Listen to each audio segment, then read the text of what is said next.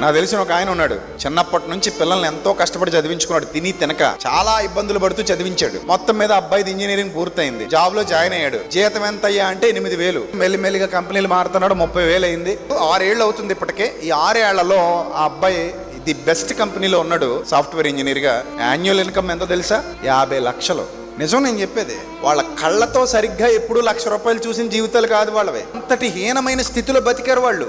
అంత కష్టాలు అనుభవించి కన్నీళ్లు దిగమింగుకుంటూ బిడ్డను చదివించుకున్నాడు. ఇప్పుడు ఆ బిడ్డ మంచి పొజిషన్కి వెళ్ళాడు. సంవత్సరానికి 50 లక్షలు అంటే ఇంకా వాళ్ళ అమ్మ నాన్న కూర్చొని లెక్కెట్టుకోవడమే.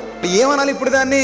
ఒక రకమైన అనుగ్రహైశ్వర్యం అనాలి అంతే. అప్పటి వరకు పెళ్లికి పిలవనేళ్ళు ఇంటికి వచ్చి మరీ బొట్టు పెట్టి అక్క మీరు దగ్గరుండి జరిపించాలని అంటారు. ఎందుకు అన్ని దగ్గరుండి ఎందుకు జరిపించాలి? 50 లక్షలు వస్తున్నాయి కాబట్టి సంవత్సరానికి. అప్పటి వరకు పిల్లలేమని అన్నోళ్ళు అసలు మేము చిన్నప్పుడే అనుకున్నాం వీడికి ఇద్దామని అంటారు. డబ్బులు ఏమనుకోండి దగ్గర కూడా రారు.